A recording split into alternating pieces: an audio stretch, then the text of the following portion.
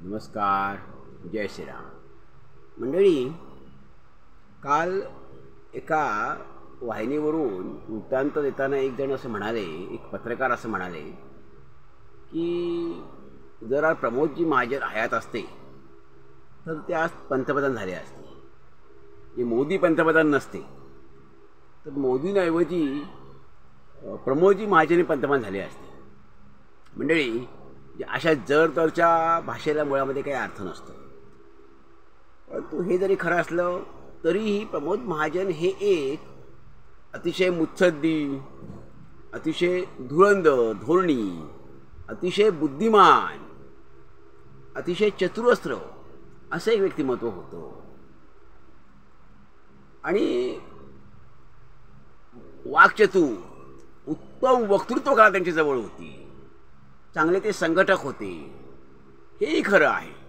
महाराष्ट्रामध्ये म्हणजे उत्तमराव पाटलांनंतर, उत्तमराव पाटील, प्रेमजीभाई आसर ह्यांच्यानंतर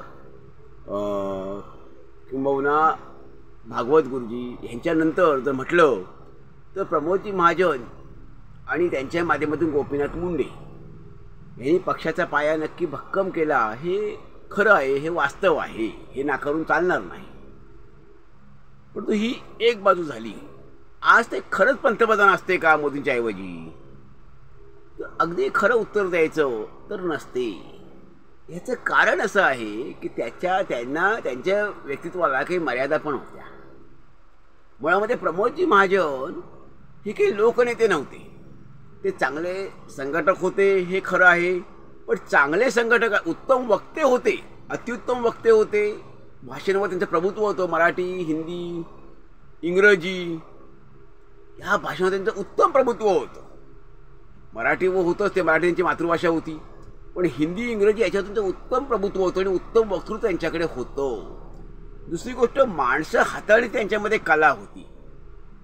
बाळासाहेब ठाकरे हे तर त्या काळात कुणाचं ऐकत असतील, कुणाला होकार देत असतील. बाळासाहेब ठाकरे कधी रागावले समजा, किंवा एखाद्या गोष्टी नकार म्हटले ते, किंवा भाजप शिवसेना युती होती, तर मग तो होकार, त्यांचं नकाराचं रूपांतर होकांतर कसं होईल? ही होकार देण्याची जबाबदारी, त्यांचं होकार मिळवण्याची जबाबदारी ही प्रमोदजींवर पक्ष टाकायचा. आणि प्रमोदजी ती जबाबदारी पार पाडायची, उत्तम प्रकारे पार पाडायची. आणि ते बाळासाहेबांना असं समजवायचे की बाळासाहेबांच्या नकाराचं रूपांतर होकारात व्हायचं.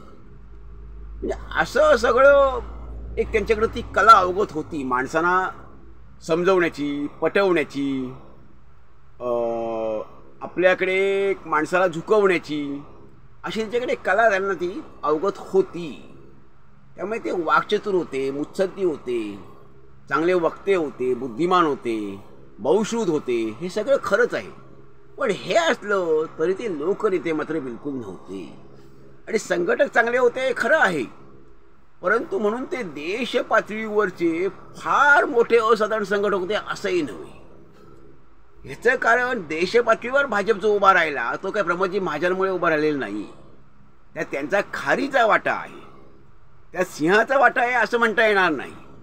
तो जो उभा राहिला आहे त्या त्या प्रांतातले लोकनेतृत्व, लोकनेते, त्या त्या प्रांतातले ते लोकनेते. आणि दीनदयाळ उपाध्यायांनी सुरुवातीच्या काळात घेतलेले कष्ट, अटल बिहारी वाजपेयी, लालकृष्ण अडवाणी, सुंदरसिंग भंडारी, कुशाभाऊ ठाकरे, मदनलाल खुराणा अशी जी पहिली फळी होती, उत्तर प्रदेशात कल्याण सिंग, ही अशी पहिली फळी होती, त्यांच्या माध्यमातून हा पक्ष उभा राहिला. दुसरी गोष्ट, संघ आणि संघ परिवार यांच्या पाठीशी, भाजपच्या पाठीशी, ह्या सगळ्यामुळे भाजपचं संघटन देशामध्ये हे चांगलं बांधलं गेलं, चांगलं उभं राहिलं. त्यामध्ये प्रमोदजींचा वाटा आहे, खरं आहे. पण त्यांचा वाटा एका विशिष्ट मर्यादेपलीकडे मात्र नव्हता. ही वस्तुस्थिती आहे.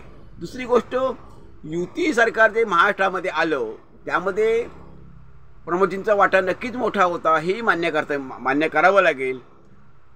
आता आणखीन काही गोष्टी की अटलजींचे ते विश्वासू होते, अडवाणींचे विश्वासू होते, जवळचे होते असंही सांगितलं गेलं आणि ते खरं आहे. पण विशिष्ट मर्यादेपर्यंत ते खरं आहे. ह्याच्या पलीकडे जाऊन ते अडवाणी, अटलजी सगळंच त्यांचं ऐकायचे हे मात्र खरं नाही. एवढे काय साधे भोळे अटलजी, अडवाणी नव्हते. आणि जी प्रतिमा प्रमोदजींची सुरुवातीला राहिली किंवा सुरुवातीचं वजन संघ परिवारात राहिलं तेवढं नंतर जगात राहिलेलं नाही.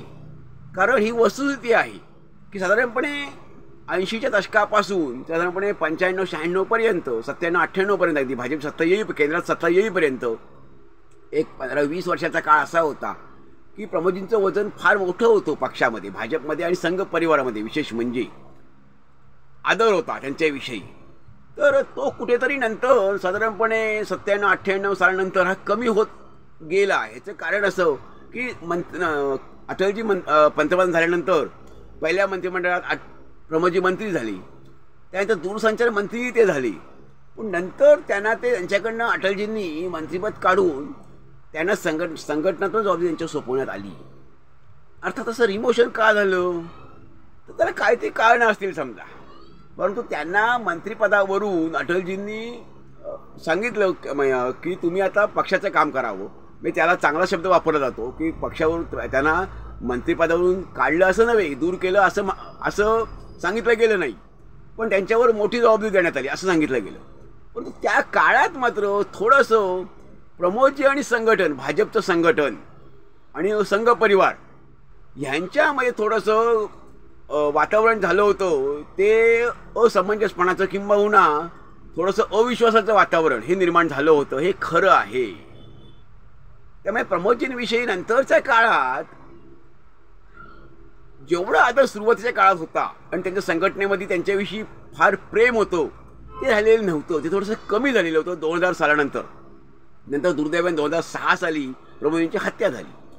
परंतु आता दुसरा एक मुद्दा होतो की प्रमोदजींच्या वक्तृत्व होतं हे खरी गोष्ट आहे, पण व्यक्तित्वाला मर्यादाही होत्या की अख्खा देश मोदींनी एक 2014-13 साली त्यांची जसं नियुक्ती केली गेली पंतप्रधान पदाचा उमेदवार त्यांच्या जबाबदारी सोपवण्यात आली. त्यानंतर जो सभांचा धडाका लावला आणि एक झपाट्यासारखं मोदींनी काम केलं आणि स्वतःची लाट आणली. मोदी लाट नावाने ती लाट आता प्रसिद्ध झाली. तशी लाट आणली, तशी प्रमोदजींनी देशभर लाट आणली असती का तर असं झालं असतं असं नाही. तशी लाट आल्यामुळे भाजपची सत्ता 2014 येऊ शकली. कारण 2004पर्यंत भाजपची म्हणजे 98 ते 2004 6 वर्ष सत्ता भाजपची होती. त्यानंतर 2004 सत्ता गेली 4 साली. त्यानंतर 2004 ते साधारणपणे 9 वर्ष भाजपचं काम हे कमी झालेलं होतं देशभरामध्ये. संघटन पण कमी झालेलं होतं, ताकद थोडी क्षीण झालेली होती. ती ताकद 1 वर्षामध्ये मोदींनी आपल्या वलयांकित व्यक्तिमत्वाने सगळ्यांना आकर्षित केलं. इतर पक्षातले लोक पक्षात आणले आणि पक्षात स्वपक्षातील म्हणजे भाजपमधील लोकांना, कार्यकर्त्यांना, सामान्य कार्यकर्त्यांना, नेत्यामध्ये चैतन्य आणलं आणि कामाला लावलं आणि सगळ्यामध्ये त्यामुळे उत्साह संचारला. अशी लाट, अशी स्थिती, देशभर अशी जागृती आणि सत्ताधाऱ्यांविषयी रोष असं प्रमोदजींनी निर्माण केलं असतं का तर असं वाटत नाही. त्यांचं ह्या आधीचं जे एकूणच त्यांचं व्यक्तिमत्व पाहता असं निर्माण करू शकलं असं नाही. हां, त्यांनी मोदींना मोठी साथ दिली असती हे मात्र खरं आहे. मोदींना साथ दिली असती, सभाचा धडाका लावला असता. दुसरी गोष्ट ते रणनीती आखण्यामध्ये ते हुशार होते, त्यांची खासियत होती. तर त्यातही त्यांनी सिंहाचा वाटा त्यांचा असता. म्हणजे सत्ता आणण्यात त्यांनी सिंहाचा वाटा त्यांचा काही वाटा असता हे खरं आहे. पण ते पंतप्रधान झाले असते असं म्हणणं मात्र धाडसाचं ठरेल. कारण मोदींनी जे सगळ्यांमध्ये चैतन्य आणलं किंवा मोदींचा तो सभांचा धडाका होता, एक झपाटल्यासारखं मोदींनी 1 वर्षामध्ये देश अख्खा जागा केल्यासारखं झालं, वातावरण सगळं बदलून गेलं, एक जादू निर्माण केली असंच झालं होतं.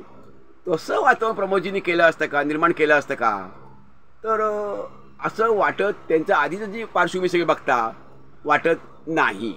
कारण तसं वलयांकित व्यक्तिमत्व प्रमोदजींचं होतं असं काही आपल्याला वाटत नाही. त्यामुळे मंडळी आपल्याला नक्की काय वाटतं की खरंच प्रमोदजी असते तर त्यांना मानाचं स्थान असतं हे मान्यच आहे. त्यांना मानाचं स्थान पक्षामध्ये असतं, ते केंद्रात चांगल्या म्हणजे संरक्षण मंत्री, गृहमंत्री झाले असते हेही खरं आहे. पण पंतप्रधान झाले असते का, ते मोदींनी अशी लाट आणली, मोदींनी संघटनेची बांधणी अगदी सक्षमतेने, खंबीरतेने केली, चांगली उत्तम प्रकारे केली. तशी बांधणी आणि तशी एक सचा कार्यक्रमामध्ये उत्साह हा प्रमोदजी आणू शकले असते का आणि प्रमोदजींच्या आणि मोदीजींच्या ऐवजी प्रमोदजी पंतप्रधान झाले असते का? तर आता जे पत्रकार किंवा आणखी म्हणतायत माध्यमातून की प्रमोदजी पंतप्रधान झाले असते, तर आपल्याला काय वाटतं की मोदीजींसारखी जादू प्रमोदजी करू शकले असते का? मोदीजींनी इतकं वलयांकित व्यक्तिमत्व प्रमोदजींचं होतं का? आपल्याला काय वाटतं? आपण जरूर ऐकायला द्यावा. धन्यवाद. जय हिंद, जय भारत.